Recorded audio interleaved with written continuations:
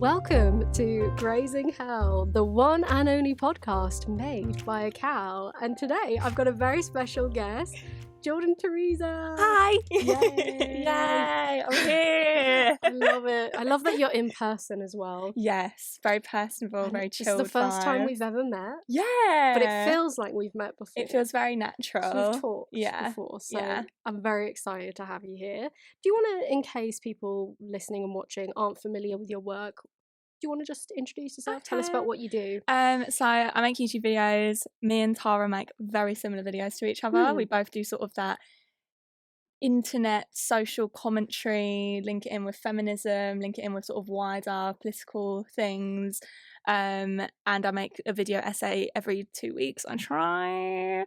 Can't really stick to an uploading schedule, but oh well. Because you never know how long the bloody research is going to take. You never know. And you you've think got to it's gonna cover be a yourself week. legally as well. Yes, exactly. I'm not trying to catch a case, No. a lawsuit. Exactly. So yeah, no, I literally just make they're 20 to 30 minute video essays, and I try to sort of link it to feminism and stuff, but it's nothing too overly intellectual because I'm not an overly intellectual person. I feel like your stuff's a lot more intellectual than my stuff. Maybe I'm being modest. No, I definitely think you're being modest. Like, especially in your sex work video, Jordan did a, what was it, like 50-minute sex work video? Yeah. And it was all about sex work. And I thought, like, the theory behind, you introduced me to an amazing book, which I'm obsessed with. Oh, is it Revolting Prostitutes? Love that book. That book is honestly my Bible now, because I always, in my head, let's just talk about sex work for a second. I always thought it was strange to me how people, were so anti-sex work, because it seemed like, if you're talking about women's choices and stuff, I know choice feminism has its issues, but like, it seems as if criminalizing it causes more problems. Shock. Yeah, I know. What? Yeah. So that book really just solidified it for me, and the fact that it's by sex workers. Yeah, exactly. That's the most important thing, is that you have to Yeah. listen to sex workers when it comes to like the conversations surrounding So, sex work. I think, you introducing the world to, well, not the world obviously, but like Mhm. your viewers. Yeah. Because it was out there anyway, but you know what I mean, like your viewers such as myself, I like, honestly. Oh, that's okay. Yeah. And I feel like with sex work, it really goes one of two ways. It's either, well, at least at that time, I felt like, obviously apart from sex workers who like had experiences and were trying to be as vocal as they could, was people sort of, sorry, I'm stumbling. No. People sort of, it's very like black and white thing. It was either from the internet discourse I saw at the time, as in like, I'm talking like local discourse, not like anything deeper intellectual.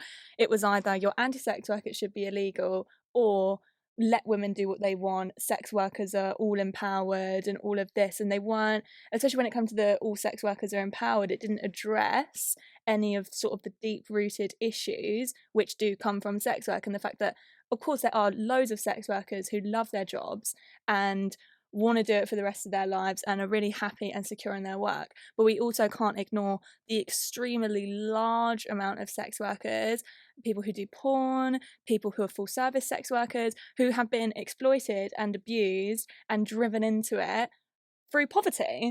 There's no other reason that that subsection of women, mostly women, became sex workers. It's because they were in poverty and they needed to try and get out of it. And I feel like, people will either say it's all bad, or oh, you should let women do what they want. And luckily with Revolting Prostitutes, that book has so much nuance because it's written by sex workers, and it sets everything out so clearly, and it makes so much sense. Yeah, I mean, might do a full episode on sex work.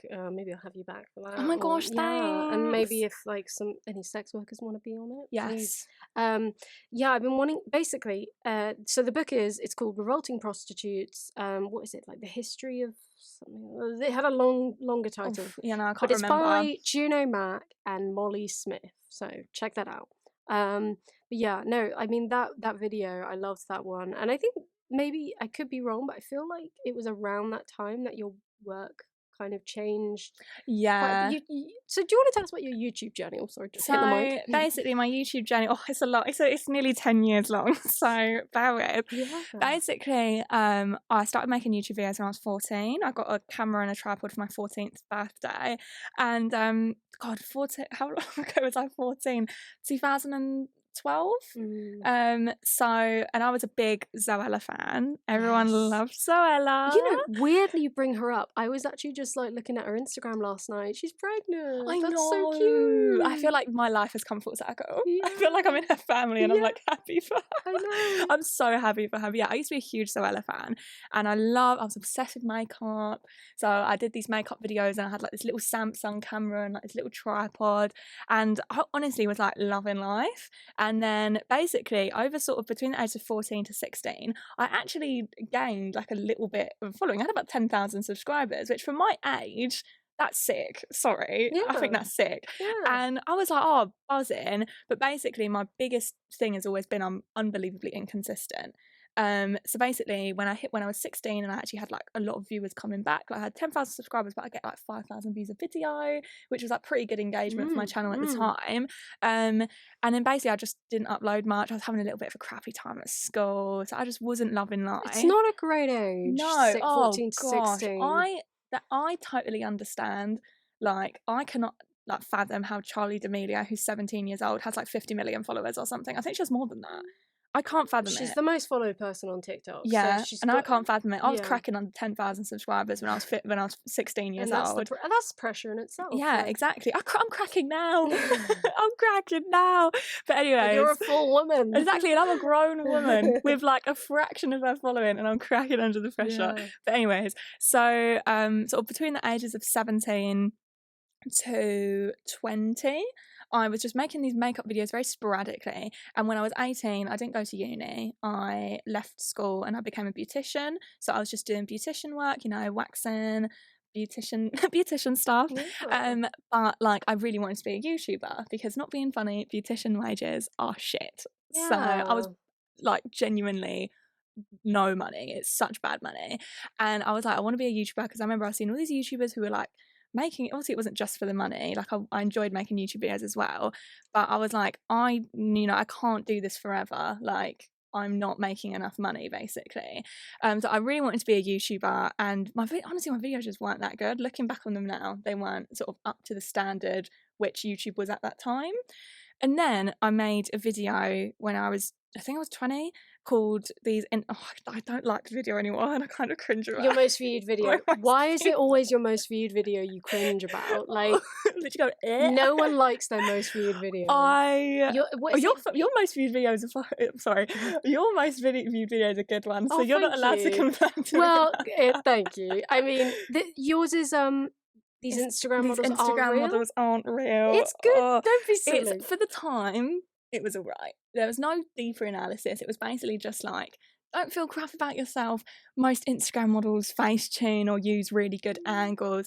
And it's still on my channel because it's my most viewed video. I'm not going to take it down. Yeah, no. But 2 million views, right? Yeah, exactly. 2 million views. So I'm not taking it down. No. But they lacked obviously a deeper nuance. And I feel like I look back now, it's only been 2 years, but I look back now and I think like, God, it's a bit mean to get pictures of someone of a good angle and a bad angle and be like, see, look. I know, I felt like it was a bit mean of me.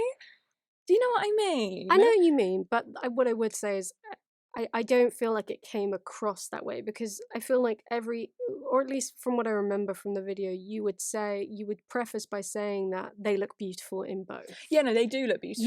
You weren't doing a So I feel like I feel like it didn't come across to you. Okay, thank God. That's why I haven't taken it down, because to be fair, the video it got like did really well.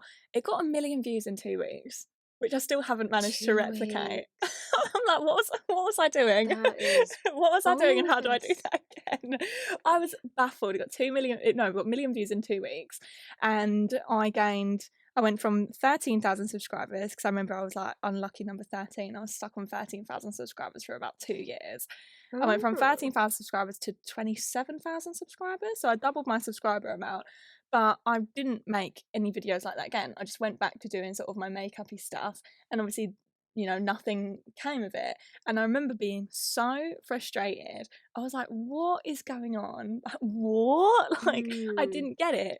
And then the person who I had no idea that social commentary was like a proper thing until I found Tiffany Ferg's channel. I feel like it's had a renaissance in the past couple of years. Yeah, because I'd never, like, I'd watched a lot of film commentary stuff because I'm really into films. Do you watch films? I'm into them. I actually don't, but we can talk about it. Okay. I don't have the attention span. But anyway, I understand. But do you have the attention span for like a 7-part Netflix series? Yep, exactly. I can watch like 4 episodes of Buffy the Vampire Slayer in a row, but I watched the whole of Gossip Girl. But if you ask me to watch The Godfather, I'm like, no. Don't know if my brain can handle that. The Godfather is kind of overrated, but anyways. Oh, really? I haven't seen it. It's so overrated. Oh, okay. Well. And I like to say that I like to say The Godfather is overrated in a smoking area in a bar and just get all the men going and then leave. But anyways, so oh gosh, what you were frustrated because you were sort of so 27,000. I was on 27,000 subscribers. I wasn't getting that many views, and I wanted to do YouTube full time, and because I actually enjoyed making videos, and I thought I knew that I was meant to be a YouTuber. So Gen Z. I knew that I was meant to be a YouTuber. And then I found Tiffany Ferg's channel and I found all of these videos where she was just talking about like internet topics. And I was like, how have I never ever heard about this before? Shout out Internet Analysis. Shout out Internet Analysis. Wouldn't be here if it weren't for you, Han. Honestly. Yeah, no, genuinely. I would agree. Same. I would not have done social commentary if I hadn't found a channel. So then I made like a few sort of little sporadic commentary videos. I made one about family vloggers because I don't like them. Me neither. And I made one, I'm trying to remember, I made one about, you know those people on Tumblr that like thirst over the Columbine shooters? Yes, I do. Unfortunately. What? Yeah. And you know, it's a thing on TikTok now as well. Oh god. I'm like, again, like what I was talking about in like my Lolita video. It's had a resurgence. Why does it have a resurgence? And anyways, I think this topic for a different time. I made a video about that. I made a video about porn and how I've taken it down. I was gonna say I've taken all these videos down because they were just like commentary, but I basically made a video about young female porn stars getting exploited by the Miami amateur porn industry. So how was that for monetization? Oh god, I got demonetized. Probably got about was it 500 age restricted? views. Age restricted, demonetized. And the thing is that with demonetization, I don't actually care about the money all that much. It's the fact that because YouTube aren't making money out of it, they don't put out the video. No. So like that, you know, that video I made a couple of months ago, it was about kink and rough sex. That got demonetized, and not gonna lie, banging video. It was actually pretty good. Yeah, and it got like 100. I think it's on like 150,000 views, which isn't. I'm happy with that. But like, if it had got monetized, it would have done a lot better. Yes. But and it's a bummer because it's about the education. You say, it's not about the money. It's about the education. Yeah, exactly. Like I want. Yeah, to be fair, I want young boys to see that as much as young girls, because I feel like young boys can really be the instigators when it comes to stuff like that. But so I made a video about because it was after I'd watched the documentary Hot Girls Wanted. Have you seen that documentary? I haven't, but I know of it. it. It's Rashida Jones. So good. Okay. I love it. I'll watch it. One of the best documentaries I've watched about the porn industry. Yeah. Because a lot of documentaries about the porn industry are very like trivial, like ha ha ha ha ha, which like, yeah, sure, a lot of it can be light-hearted sometimes because you're filming people having simulated sex with each other while sometimes their boyfriends and girlfriends are on set watching. But also there are so many deeply rooted horrible things to come out of that industry. But anyways, and then I started and then around sort of like November time, I decided, I was like, you know, I'm going to fully dedicate myself. It was November 2019, pre-pandemic. I was like, I'm fully going to dedicate myself to the commentary stuff. And I have no idea how I did it, but I made videos, but like I only mind mapped them. Like I didn't write a script. I riffed it. I don't. How? Anybody that doesn't make YouTube videos, like commentary stuff, you script it to a T. I script it to the word. I script it to the joke. I script it to the ad lib. Yeah. Yep. Yeah. Literally, I made a mind map on a notebook and I riffed it. Wow. But to be fair, I was talking about very like, I think I spoke about like, I've taken a lot of these videos down, but I spoke about a lot of YouTubers egging on their audience, their young audience, into buying dodgy things, like, you know, that Gabby Hanna Kenza Cosmetics thing, Jake Paul trying to get his 10-year-old fans to gamble. Yep. Crazy. I also spoke about YouTubers flexing their wealth, and it's so funny. Me and Tiffany Ferg uploaded our video on the same day, I think, Oh, no. or a day apart from each other. And I can't remember whose one was first, but I remember immediately it was, oh my god, you're copying her. Well, exactly, especially because I believe, like, you're. I mean, I don't know how big she was at the time, but she's bigger than both of us. Yeah, she was bigger than both of us. Smaller creator will always be told they're the one copying. Exactly. And to be fair, I did take a lot of inspiration from her, and my thumbnails were eerily similar. Tiffany, if you're listening, I'm sorry about that. But you know, our thumbnails were very eerily similar to each other. And then I had, I just carried on, and then the pandemic happened, went into lockdown, so I no longer had to work as a beautician anymore. Like, I was furloughed. I was furloughed. Thank God. I was sponging all the money out of that company that I could. And so I got furloughed, and then I was just like, upload a video once a week, and it was easy peasy. And God, I'm trying to remember all the videos. Once a week is quite a lot. It was a lot, but they weren't in depth. Okay. If I'm going to be honest, they weren't the videos that I do now. I was going to say, they were like 15 minutes long max, sometimes 20 at a push. But I'm trying to remember the videos I did ones about fat shaming, where the fat shaming was seen as a necessary evil, which plot twist, it isn't. It doesn't help anybody. It actually doesn't. No. It does the opposite, in fact. It does yes, it does the absolute opposite. I did ones about fat shaming. I did ones about, again, family vloggers.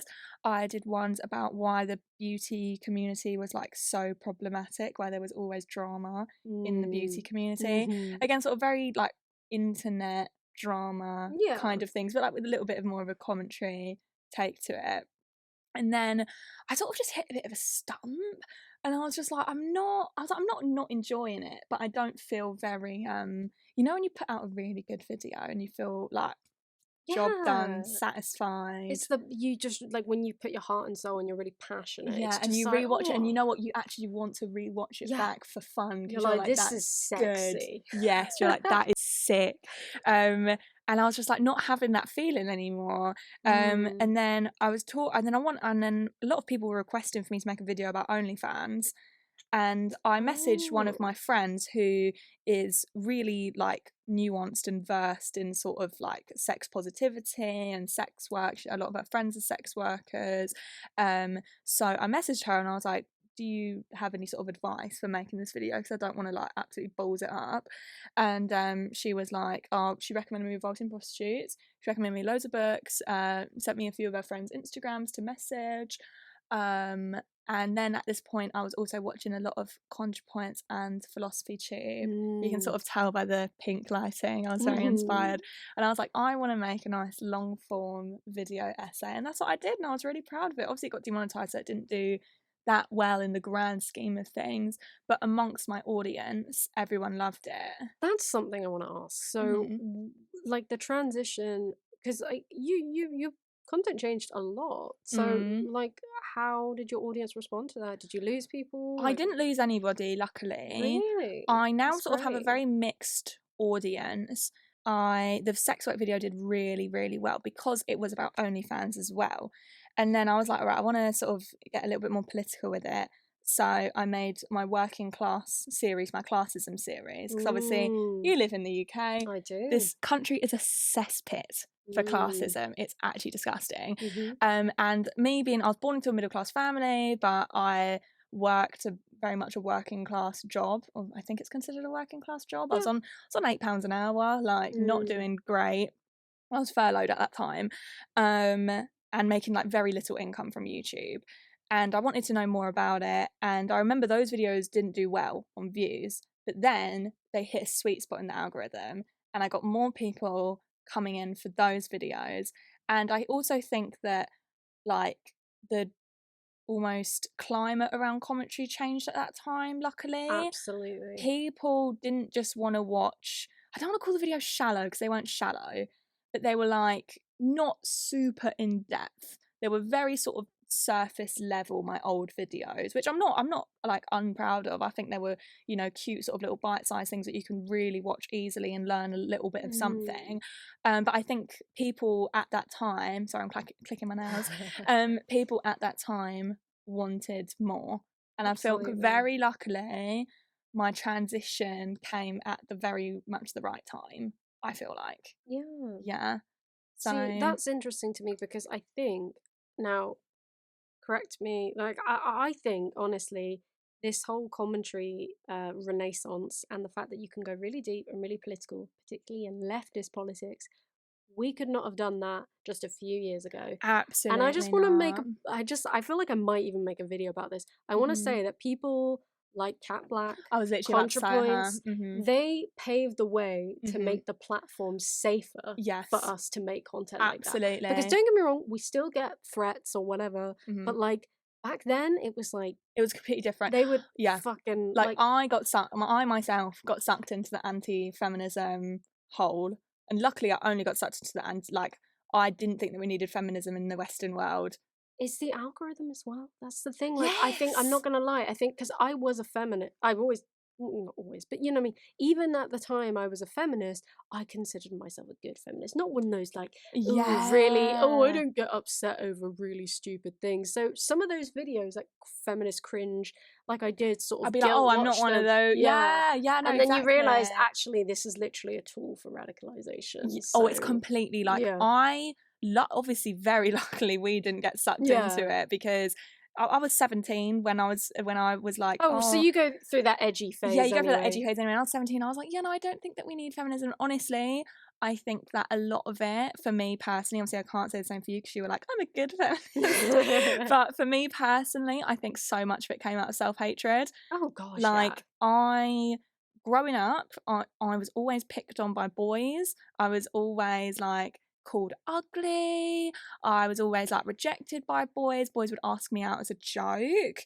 Like, all the time, like, I've been rejected by boys, picked on by boys. So I thought that saying that I was anti-feminist was somehow, I don't know, getting back at them, like, or maybe trying to get on, like, if you can't beat them, join them kind of thing. like the whole pick me phenomenon. See, I was a massive pick me. I Oh was my a pick God. me for the opposite reason. I was a pick me because I'd been hurt by women a lot, and I like, Mm. for example, like I went to a girls' school, and when people cottoned on that I like liked girls, like yeah, that made me Yeah. really resent women. Yeah. So I was a pick me for the opposite Oh reason. my I was gosh, you like, got two sides of the I want pick to, me yeah, exactly, spectrum. like, yeah, exactly. So yeah, Yeah, no, it's it was amazing. There's many. hard, but you know what? It's always stuff like that that drives women to do what they do, and it's because men are so horrible to me, and I still hold to this day. Like, obviously now I like glam myself up completely, and I've got these same boys that were calling me ugly, trying to DM me. You're joking. I'm being dead serious. It's sick and twisted. And like, I try not to take pride in it, but sometimes I'm like, ha ha ha ha. Honestly, I think we all like to think that we've put school and stuff behind us, but that Oh, it shit stays with you. It really It stays with you. I'm does. 22 years of age, and I was called ugly when up until the age, up until I left, up until the age of 18, and I thought, oh, at 3 years I'll be over it, especially because now I sort of fit into very much a societal beauty standard, that I thought I would be over it. But I think almost, oh God, this is getting deep. No, I feel go like for it. me conforming myself to fit a societal beauty standard because boys were calling me ugly makes me even more mad at myself. Right. Do you know what I mean? I know Like, what you obviously a mean. lot of this is self-expression. Like, I like doing my hair, but obviously nothing exists in a vacuum. I wouldn't look like this if it wasn't for all of these beauty standards and boys calling me ugly. But I think the fact that I like completely changed myself and I tried to make myself as attractive as possible, like, it makes me a bit mad at myself that I didn't just like completely rebel against it. I've technically just given in to them. Thing is, I think we all do in many, like in one way or another. Like, you know, I know yours might feel like more obvious because it's like you had a transformation, you had a quote unquote glow up or whatever you want to call it. Like I didn't see you before, but we all have glow ups, right? Well, teenagers, Yeah, puberty's not exactly. great, No. But I think we all, that's why I find it strange when feminists try and police each other's feminism in a way. They're like, oh, you can't be a feminist if you do X. Like, so, like with the sex work. So people say, oh, well, if you were a real feminist, you wouldn't be selling your body and all this. And I'm like, listen, we all do things and we might think that we're doing it for ourselves, but it's because of the patriarchy. I wouldn't shave my legs if it weren't for the Oh, patriarchy. yeah. I mean, maybe I'd wear makeup, but I wouldn't wear it as much, you know? And like, I'd like to think that, you know, I do this all for me, but like, come on. If I'm being brutally honest with myself, there's no reason for me like to shave my legs. Do you know what I mean? There's no Mhm. reason to do those things other than beauty standards and where those beauty standards come from. Like, so, but that's not to say that like if you do those things not for feminist reasons, you're like a bad feminist. It's just like acknowledging the fact that like we Yeah. are humans and we can't not for the rest of our lives we will be unlearning things and like Mhm. trying to improve. Like you're never completely clean as a person, right? If Yeah. that makes Yeah, sense. no, that does make Um sense.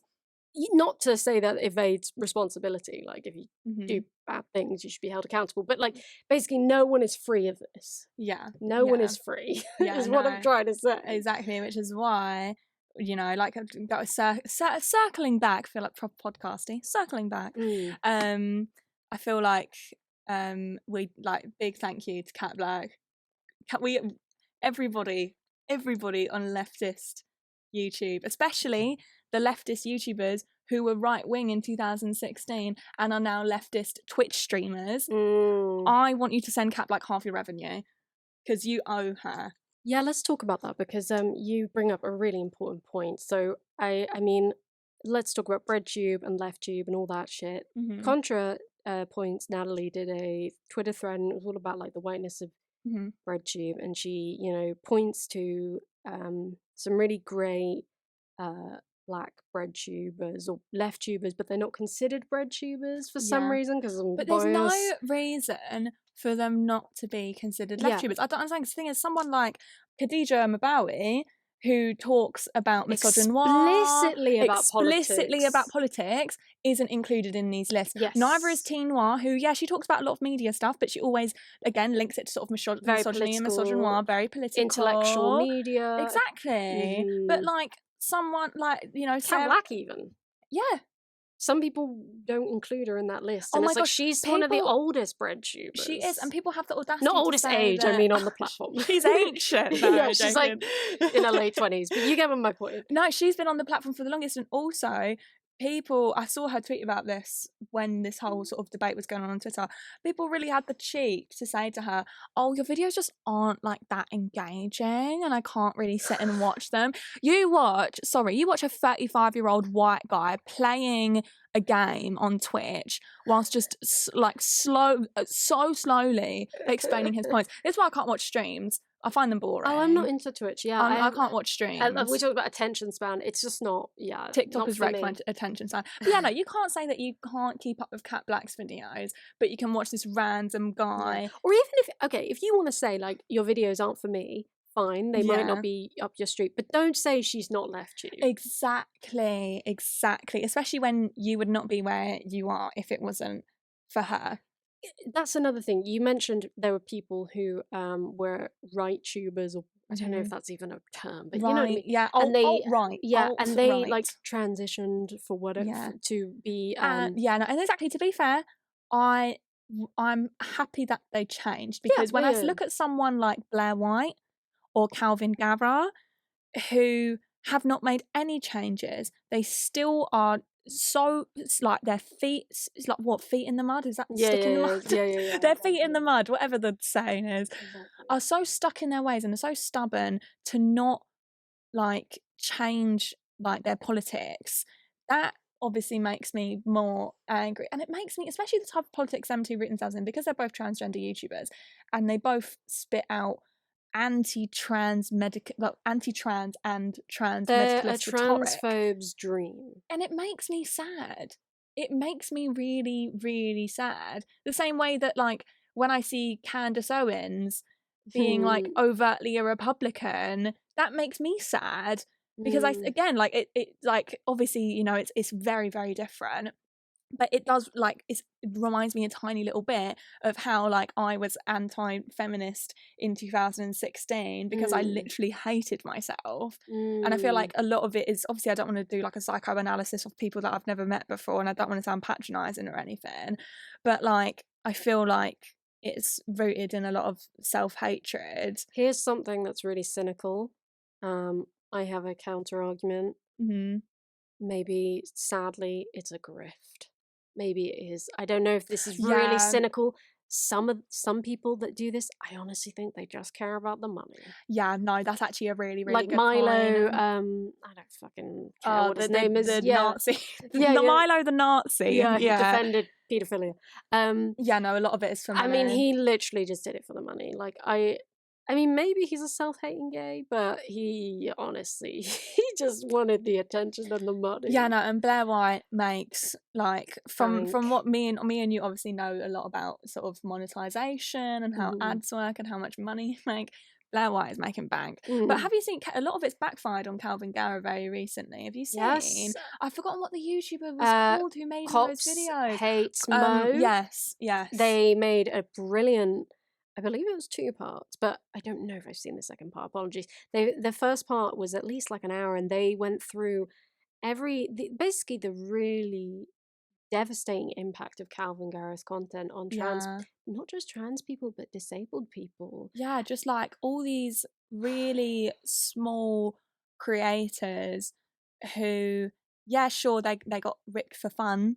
And like, yeah, Mm. sure, they put their stuff in the public, but this, like, you can't do that.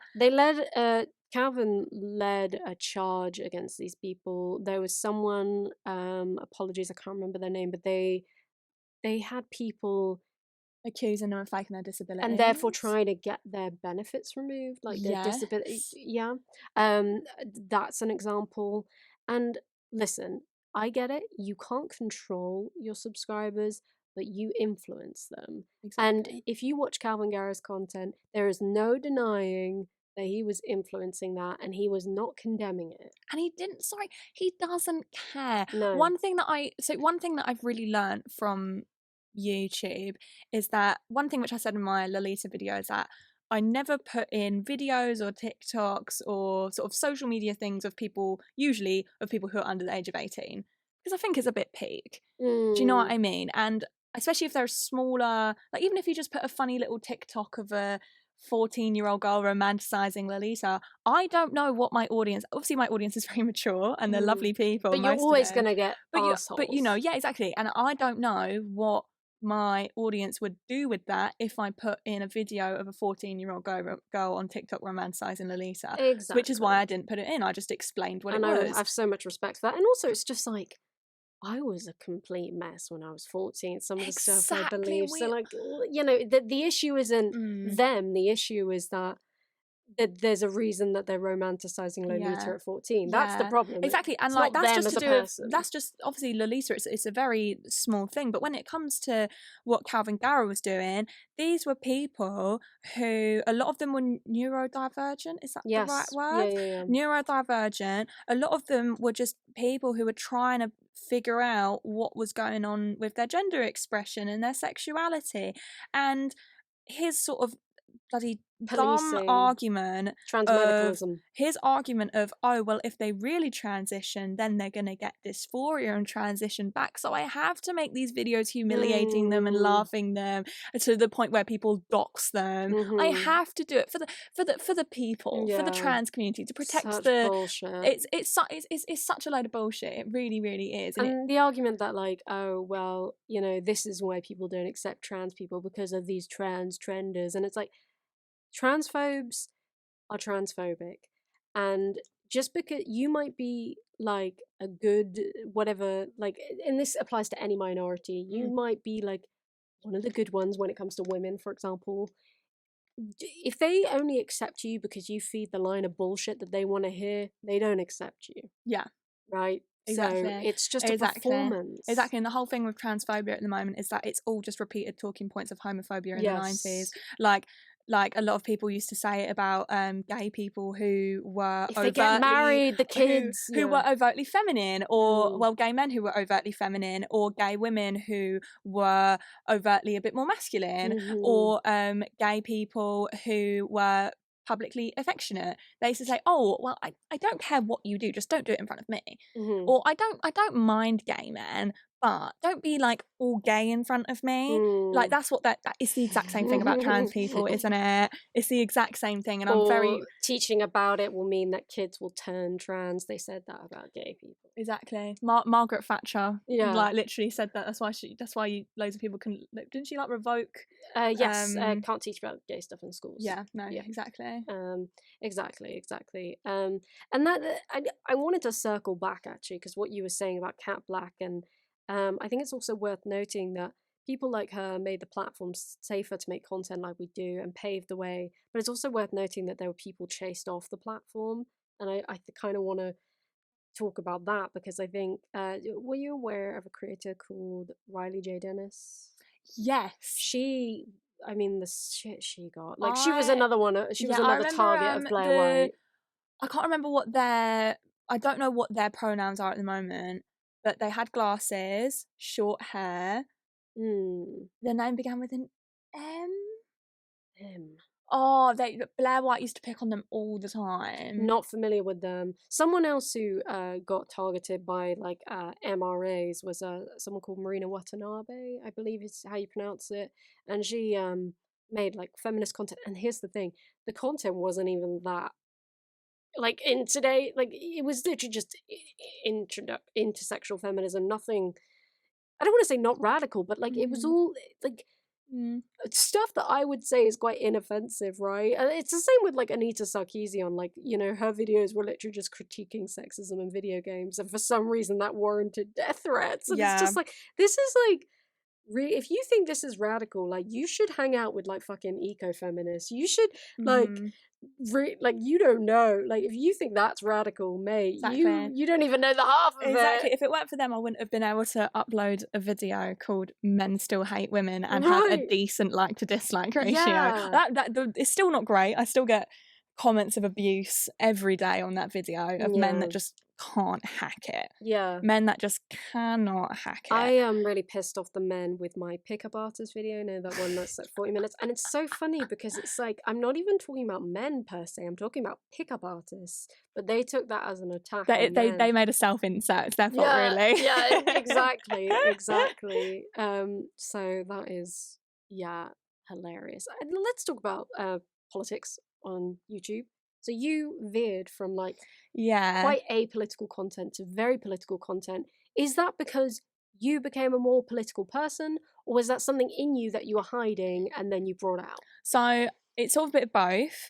I've always been Labour supporter because my mum is a Labour supporter, and I've grown up with sort of the notion of like if you ever vote for Tories, you are not allowed back in this house. Like my mum is like, she's not like super hardcore left wing, but she knew, you know, Tories bad.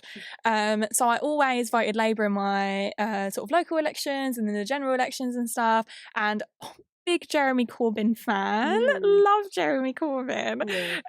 And basically at that time when I learnt about sex work and decriminalisation, and especially in regards to prostitutes, they talk about open borders. And I'd never heard of the concept of open borders before. Yeah, the first time I heard that, my mind was a bit blown. Exactly. So I was like, oh, okay. And then I really got into politics because I was like, I wanted to make a video. Basically, the plan was I was going to make a video about people on TikTok who pretend to be working class or sort of like have like a working class aesthetic whilst being like middle class and from Ealing, like where's my backy, right. Like Alexa played Them Boy Pagan by Jay Huss, like those types of people. And it wasn't meant to be like that deep. And then I read the book Chabs by Owen Jones, and it just opened my eyes to all of this left-wing stuff. Like, and I learned all about classism. So I made a video all about the demonization of the working class. And to be fair, at that time, it didn't do that well on my channel. You know, you have like that 10 system, which I hate. Basically, YouTube does this thing where it ranks your latest 10 uploads and it tells you how your current video is doing within that. And so it's all great if it's 1 of 10. Yeah, if it's 1 of 10, you get this confetti and it's great. If it's 10 of 10, it's basically your worst performing video. And you like want to cry. My Lolita video was 10 of 10 when I first posted it. And I was like, I am going to end it all. But also, I remembered a lot of YouTube mutuals have all been getting tens of tens at the moment because everyone's out. Ah, yes, No that's a one's good watching stuff point. anymore. And also with video essays, like what I do with video essays, like when you upload one, I'll be doing something, I'll be like, all right, I'm going to watch it tomorrow. Do you know Right. what I mean? So it builds up over time, Yeah. luckily. But yeah, no, so anyways, so it got like 8 of 10, and I was like, oh, damn it, I worked really hard. I read a whole book. Oh well. And then it hit a sweet spot in the algorithm. Did really well. People asked for the part 2. So I started researching about gentrification, and obviously both of us live in London. Yes. Gentrification, bit fucked to say the least. Yes. Like, yes. It's a big problem, especially in East London, I'd say. I mean, it's a problem in all of London, but I think East London is really like you suffering can't from it. even afford to live anywhere anymore. No. It's a joke. Like, and people who are long, like generations of families living in, like, for example, like places like Bethnal Green or whatever, are being priced out. completely priced out. Yeah. And it's like annoying because I'm going to move sort of, obviously, you know, I live sort of, I don't want to reveal where I live, but I live in London. And I want to move somewhere else. Far out. I live far out. But I still like am in London ish. And basically I want to move a little bit further in. Yes. But like all areas are gentrified or in the process of gentrifying, and I don't want to take part in that process. Yes. But also I can't help it. Here's the thing. What I would say is the conversation around gentrification is interesting to me, and I agree, like, with everything you're saying, though. Someone, are you aware of a creator called Cal Lauren? They're a graphic design YouTuber, but they also get very political on Twitter, and they were talking about how a lot of the discourse around gentrification misses the element of the fact that landlords are like the problem with landlords, and that housing in itself should be more not privatized, publicized. You know what I mean? Nationalized. Take that clip out of context, everybody. Yeah. Spread it like wildfire. But you know what I'm saying? Like, affordable housing should be a right? It's not. It should be, but it's a right. You know, that kind of thing. And gentrification is like a symptom more than the cause necessarily. So by you, okay, obviously I don't want to take part in it. That being said, like you say, in order to live, you kind of are wherever you are. And I think, like, it's the whole system needs changing. You know what I mean? If that makes sense. Yeah, absolutely. Like, abolish landlords, basically. Right, exactly. Yeah, it's just so, like, I agree with what you're saying. But what I would say is that I think personal choices aren't going to make that much of a difference. Yeah, you know, I mean, obviously you can do little things like support local businesses which have been there for a long time. That's what I would say. If you're going to move into an area and you're like living in a flat that is more expensive than everywhere else there, don't be a dick. Don't only go to really expensive places. Go to the family businesses, shop at your local market, support, go to the offie, go to the off license. Yes. Love an offie. Yes, exactly. So yeah, I mean, it's living is expensive. Being alive is hard. I did not ask to be put here. Yeah, here I am. I did not ask to be born. I don't like it. Exactly. Oh, but so yeah, we're talking about politics and so I got and I just got so into it. Like, that was the start, and I just got so deeply into it.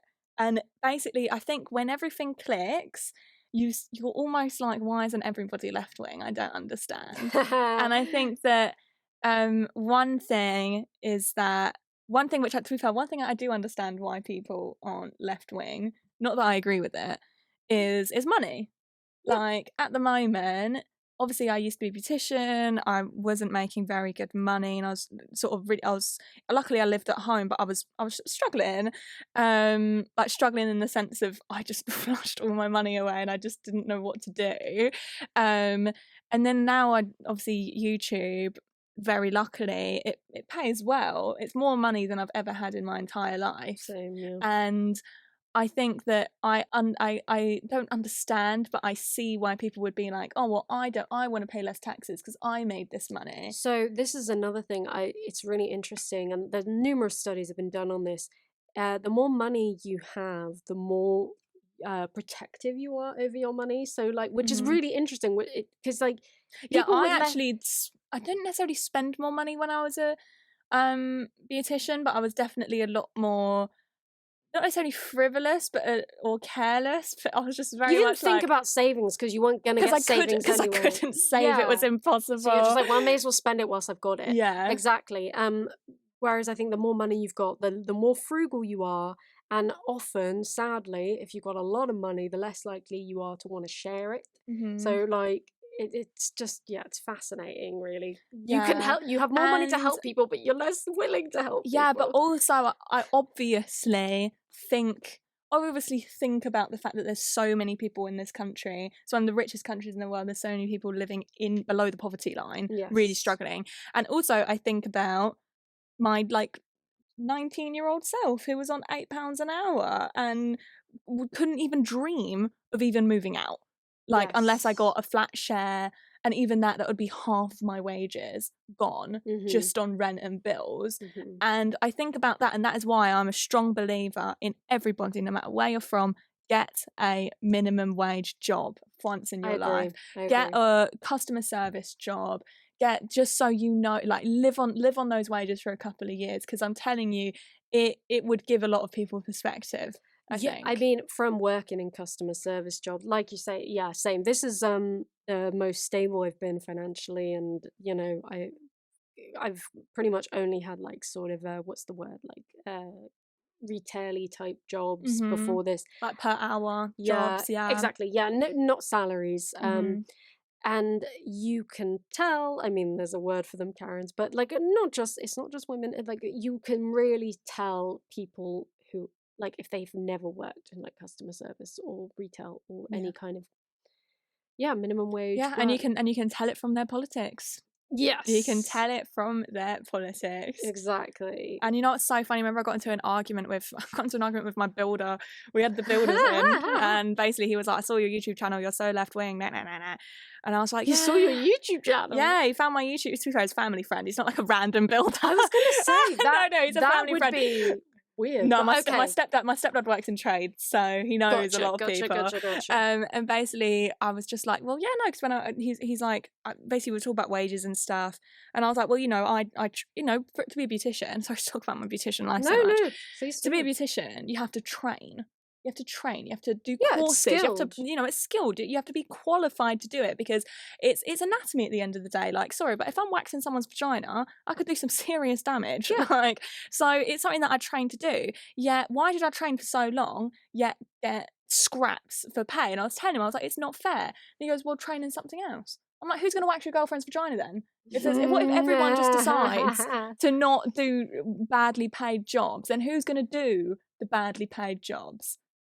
If everyone, sorry, I'm going around in circles. You're right. No, but you're absolutely right. It was very annoying, because he was like, well, then everyone, like, if you don't like your pay, get a new job then.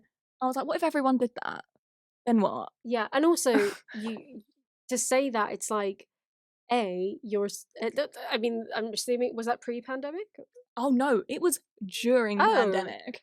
I remember at the beginning of the pandemic, before YouTube went off, like, I still am like a photographer. I'm very lucky to be freelance and that kind of thing. But because of the pandemic, I was like, okay, I need to get go back into customer service. I need to sort of do that. And there was nothing.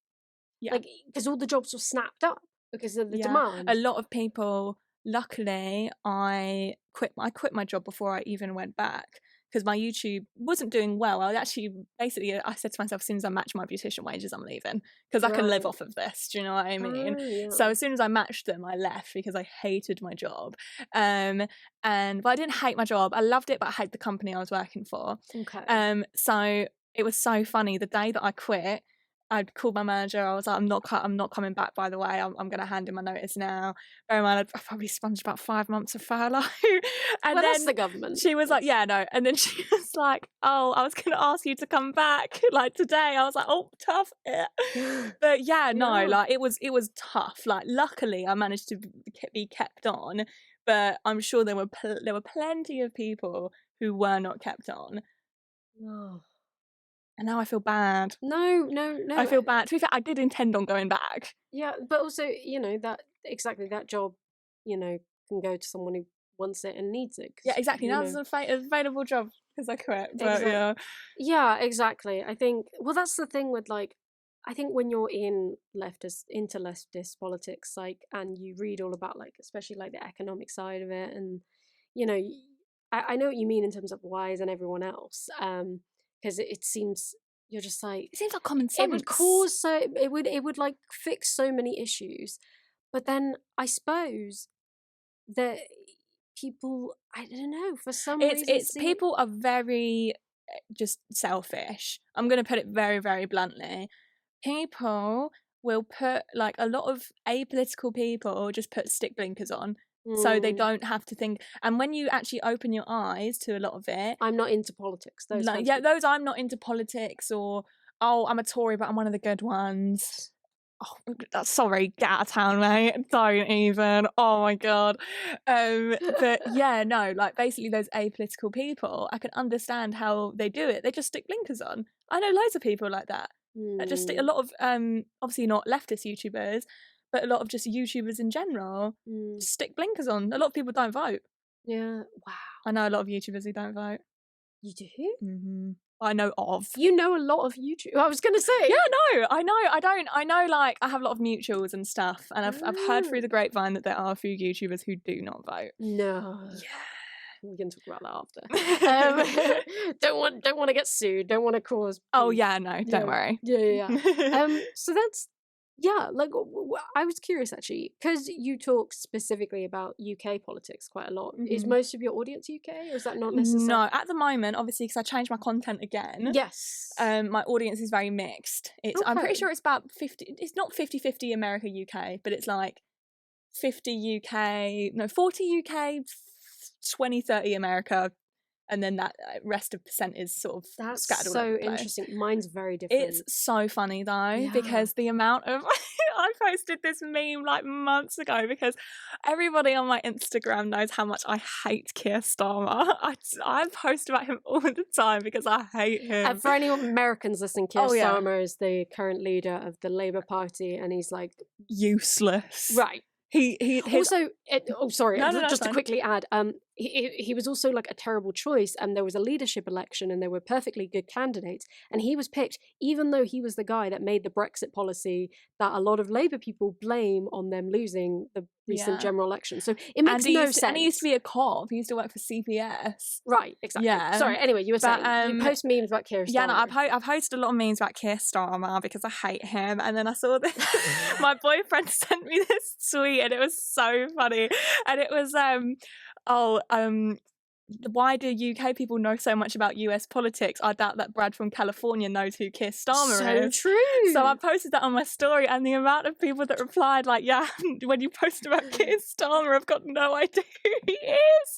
And I'm like, oh my gosh, you poor people. Yeah. Listen to my Keir Starmer rant. I love them though. The thing is, I think the reason for that is also, the media is very America dominated, and like America, and by the way, I don't mean the people specifically, but like the institutions think they're like the whole world. They're like, America's the best country, and you're like, isn't they? You don't have healthcare.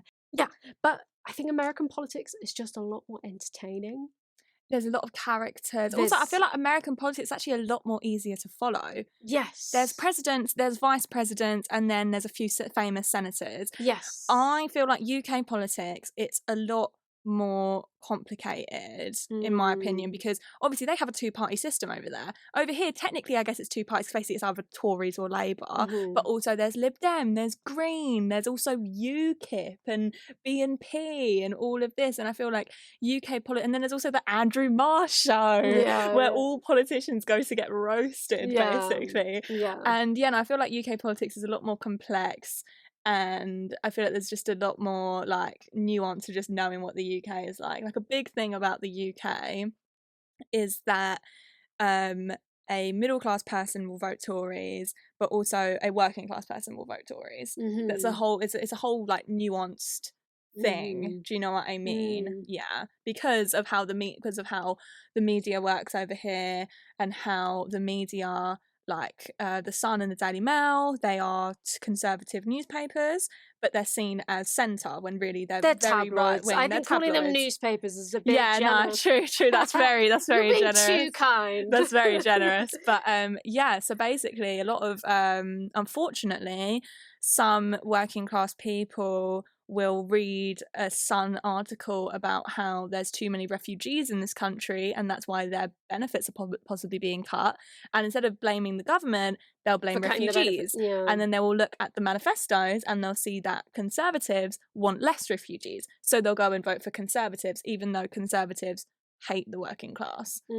Yeah, but to be fair, Labour isn't doing that great at the moment either. I think that's one of the things, is that Labour hasn't done anything for them. So to be fair, I understand why Labour has lost so much power over the years. Jeremy Corbyn had it good for a while, but his party didn't like him. His party didn't like him at all, and he got sabotaged quite a lot.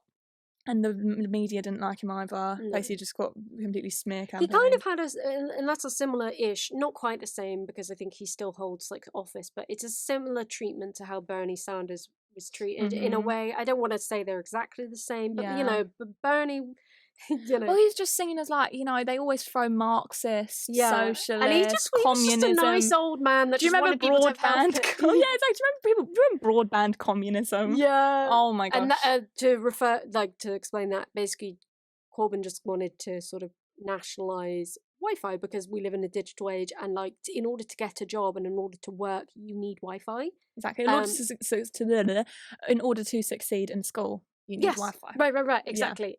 So, and that was the thing with lockdown as well. Like, I mean, my mum's a teacher, so you know, if you are a kid in a household that doesn't, I mean, they were given like iPads and stuff, but even then, it's like you need a strong Wi-Fi connection. So exactly, you can't properly take part in a class with like 1 bar of Wi-Fi, which is shit. Exactly. Yeah. So yeah, and then basically Jeremy Corbyn was like Wi-Fi for everyone, and then they called it broadband communism. I love that. Exhausted. I'm exhausted. So now that we've talked about UK politics for a bit, I want to just sort of steer it to something slightly less depressing. What do you think the future of your channel is, Jordan? That's a nice question. Well, I don't want to. Well, I say that, but we went YouTube... from broadband communism to at the moment, I just want to make enough money to be comfortable. Obviously I hate to talk about money, but a lot of YouTube is about money.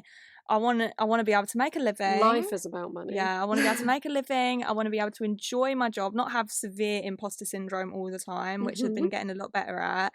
And just make video essays about stuff that I like. My ultimate subscriber goal is 500,000. I don't want any more than that. Yes, I feel like Tiffany Ferg made a video on that recently. Once you hit over a certain number, you don't feel as connected. And I mean, I'm not even anywhere near that. I'm on like, I don't know what I think me and you have basically the same. We're the same. We're like on 250. Yeah, something like that. And I do feel like comparatively to when like I had like 50k, it was like I felt like I could talk to almost everyone, even though 50k is a lot of people. But you know, and you recognise faces and stuff. Yeah, no, you stop. Unfortunately, it's a little bit sad. You stop recognising comments and stuff. But I don't mind. Obviously, I'm very, very grateful. Yes. But yeah, no, I basically just do. I never think too far into the future because I get really existential. Of course. But yeah, no, literally just make YouTube videos. Obviously, I can't love my job all the time, but somewhat enjoy some of it. And just be happy. Yeah. Good. I'm glad. No, I'm glad to hear that. I mean, so if you don't mind me asking, you recently took a break. What would be, what made you decide to make the video on the Lolita resurgence? Do you want to sort of tell us about that video? So basically, I took a very big 5-week break because I just felt so uninspired, dead. I hated all my videos. I hated my channel. I had no idea why I was successful. I had Mm. no idea. I was like, why are people watching my videos? They're so bad. Like, no idea. And obviously you DM'd me and gassed me up, and I was like, thanks, guys. But yeah, no, I literally had no idea how I even managed to, especially because I think a big thing about YouTube is that as soon as you get successful, you're like, what the fuck do I do now? How have I managed this? How the hell have I managed this? Yeah. So basically I was gonna make a video about this like whole chuggy phenomenon, and also I had a sponsor, so I was like, oh, you know, I've heard about this Elisa stuff, but I'm not gonna, you know, do too much about it because I've got to try and keep this video, you know, squeaky clean for a sponsor. But basically it just kept running through my head, and I kept like, you know, when you're saying, you know, when you're like doing your things but you're like practicing a video script in your head, thinking about what you can write down. All the time. I do it all the time, and it wouldn't leave my head, and I was just like, oh my god, I have to make a video about this. So I have a manager who does all my sponsors for me, and I messaged him. I was like, can you tell them that they have to accept the video about the paedophile book, otherwise I don't want it. Like, I literally said to him, I was like, I really want to make this video, and it had like a sponsor, and the sponsor had a deadline, and I wouldn't be able to do 2 videos in time. I was like, please explain, like, it isn't like, it's a very nuanced video, it's gonna be good. He was like, I'll see what I can do, and they're absolutely fine with it. Like, yeah, it's fine. And I was like, okay. Yeah, well, the sponsor was period stuff. Yes, right? exactly. It was So I think they're intermina. So right. yeah, no, they were totally chill with it. They were like, obviously we're gonna have to rewatch the video, watch the video through, make sure you say anything that isn't dodgy, but obviously I didn't. Yeah. But yeah, no, so I just fell in a wormhole because I was thinking about romanticization, and I was thinking like, that there must be a catalyst for this. How has this happened? And then I started reading into the movies, and even something as little as book covers, how book covers affected the way that people perceived Lolita, and how young girls can be so easily influenced by singers and social media.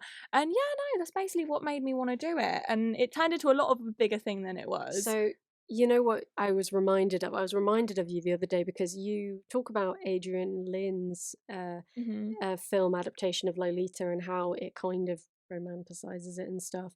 And interestingly, I watched a recent video which unfortunately was age restricted by YouTube, and she had a sponsor. Do you know Broe Dejanel? Yes. Yeah. She recently did a video all about sensual dance, and she talks about, what was that film by Adrian Lynn? Fatal Attraction. Is it that one? Yeah, maybe. Is it the one where they have an affair and then she tries to kill him and his wife? Oh no, I don't think it's about. Sorry. It's about sensual dance. Oh, okay. So it's not Flash Dance. It's one of the other ones. Not Showgirls. One of those. But I was just thinking, with Lolita and all that stuff, I'm like, obviously it would be really traumatic, so only if someone feel comfortable. But I feel like a good adaptation of Lolita would be by either directed by a woman. Yeah, or someone who is like, either, I don't want to say a victim of abuse because I don't know, that I feel like that'd be really triggering, but like someone who is just acutely aware of it. Well, even like, what do you call it? Therapists, psychotherapists. Yeah. For films like this, they need to have psychologists. They need to have people who, you know, have like, because I'm sure there are people out there who have, you know, been researching about how people get groomed for years and years and years, and the psychology behind grooming. They need to have people like that, not just Adrian Lyne, who, no offense, from the interviews that I watched, seems like a creepy old man. They don't need him. Oh, I can't stand him. He's a bit skeevy, to say the least. Yeah, but a lot of male directors are like that. Well, that's the thing, Hollywood is creepy. Am I shocked? Absolutely not. No, I mean, exactly. So yeah, exactly. I mean, there's certain pieces of media that if I could redo them, I would want to redo them through like a feminist lens. And interesting you talk about grooming. I think you can, in a way, be groomed by media in a weird way. Like, oh, this is a very hot take. Oh, this is no, a hot please. How Michael Jackson basically groomed the world into thinking he wasn't a nonce. Yes. Okay, good. Just making sure you weren't someone who didn't agree. No. Obviously, this is very, very controversial. This is really okay. Yeah, we'll say allegedly in case. Allegedly, I know he's dead, but his estate is not dead. Yeah. It's really interesting you say that because I honestly, as a kid, was obsessed with him. Well, no, opposite. Oh. Interestingly, fortunately, I've never experienced abuse, but even as a child, I felt something was off about him. The fact that he was like a grown-ass man being friends and having sleepovers with kids as a kid, because I had a friend at school who was obsessed with him, and I was like, I think he might be And she was so angry with me for saying no, that. even if you say it now, People are like, how people dare are you? like it's very much the common thing to think that he didn't do it. Really? Have you? Oh, go on Twitter. Oh, It is the God, common. I haven't looked. It's the common. I knew his I want to say alleged sort of victims who did the documentary like get a lot of hate and harassment. They do because It's really people will. sad. It's so sad. People will just point out inconsistencies in their stories, but it's like, look, when you've been abused for 10 years of your life, it's not going to be all And set also in stone. you're a child, so how are you going to remember like now you're an adult, like you're not going to remember everything. Exactly. Like people just point out inconsistencies and stuff, and it's really, really sad. But basically, like you said, with the how we're groomed by media, I think Louis Theroux said this. And sorry, but if Louis Theroux agrees that your documentary is good, then it's a good documentary. Gospel, Bible. Yep. Love that But man. yeah, no, basically, I'm pretty sure it was Louis Theroux who said that Michael Jackson very successfully groomed the entire world, because it was seen by a lot of people to be an extremely acceptable thing that he hung around and had sleepovers with little children. Whereas other people might not get away with that if they weren't like talented, absolutely not, likable. Absolutely not. And to be fair, it's a shame because Michael Jackson was abused as a child, and I feel like, you know, he's very much like, one thing which is very much to say about Michael Jackson is that obviously allegedly he was a byproduct of abuse. He is an exact it's a cycle of abuse. All these people, and it's the same with R. Kelly. I recently listened to a podcast on R. Kelly. He was abused. Yeah. So you know, it's we need to just like see people for what they are, and I don't mean that in like a really monolithic sense, like, oh, they're just monsters. What we need to see is, okay, we need to accept that this person has abused people, and how can we prevent that? Yeah, because otherwise we need to, like, if we don't accept that their victims are victims, their victims are going to go on to make more victims. Exactly. So it's just, we could talk about that for hours, couldn't we? Yeah. But I think that might be good for now. This was delightful. It was great. We need to do this again. I would love to. We have a good back and forth going. I think we do. We really do. Yeah. No, I was just going to say, we should do this again. Definitely. I'd love this. So the people can find you. Do you want to tell them like where to find you? Find me on YouTube. Just type in Jordan Theresa. And then on Instagram, it's Jordan A. Theresa. And then Twitter is Jordan X Teresa. Yes. That's it. I enjoy your social medias. Especially your tweets. They're very funny. Thank you very much. They made me laugh. They're good. They're good. Yeah, well, that's it for today, folks. Thank you so much for listening. Thank you. Yeah, if you enjoyed it, rate and review on all the whatever podcast app you're using, and have a good day or night wherever you are. Do you want to do, in Toy Story where they go, bye-bye, bye-bye now, bye-bye, bye-bye, bye-bye now, bye-bye, bye-bye now, bye-bye, bye-bye now, bye-bye. Bye.